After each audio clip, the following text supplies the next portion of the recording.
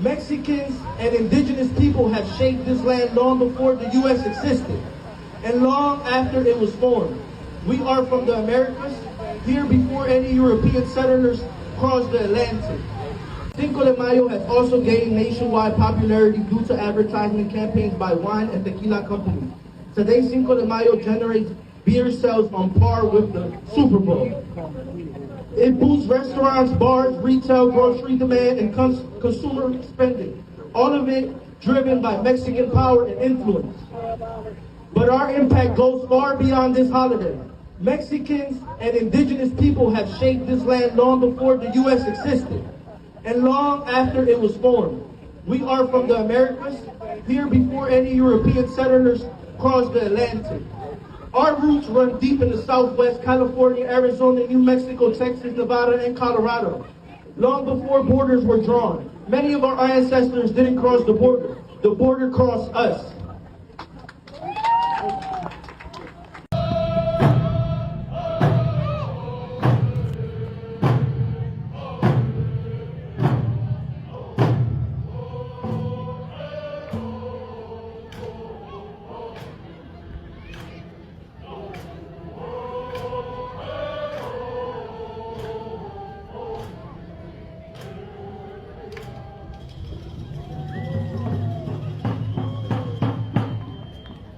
A 14-year-old is missing in Toronto without a trace, and every single minute matters.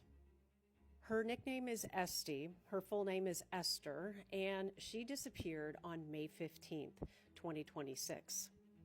It was 11:30 p.m. when she dashed out of the house, leaving behind her phone as well as possibly being barefoot. Her last known location is in the North York region of Toronto, and it is known as Earl Bales Park. I want you to understand that law enforcement agencies, search and rescue teams, mounted police, canine units, local volunteers, as well as search and rescue teams from America have been brought in to try and find any trace of Esty. There has been a specific focus on parks, trails, ravines, and nearby neighborhoods to try to find answers. This is a basic timeline of the events so that you can have a general understanding of what is unfolding right now, and it is critical. And when someone this young goes missing, investigators often look for any type of pattern that can break this case open.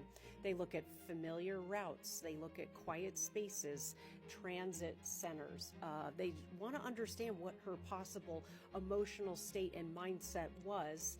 And this is a compilation of some of the aspects that could be a possibility for what Esther was going through at the time that she disappeared.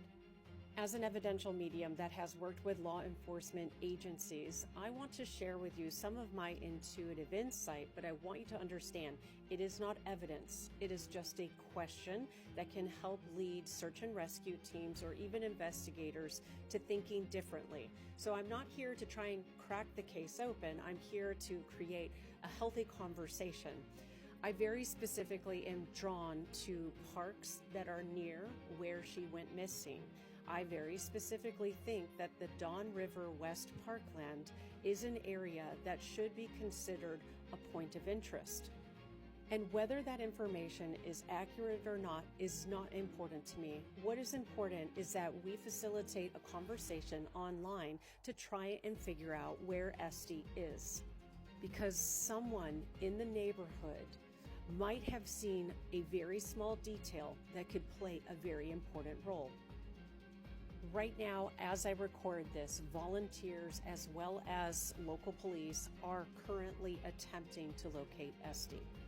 If you are in the Greater Toronto area, if you saw absolutely anything unusual, if you know something that could help bring Esty home, then I encourage you to contact Toronto Police immediately.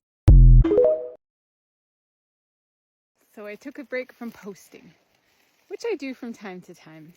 I always want to be very sure that when I'm sharing content, I'm doing it for good reason, with good intentions, which is teachings for anything that you do.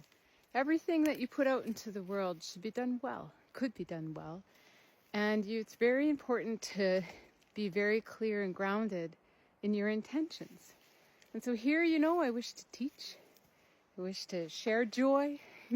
I wish to share the Yukon and really help others see that there's a different way of being, that there are so many more possibilities to this beautiful world that we live in.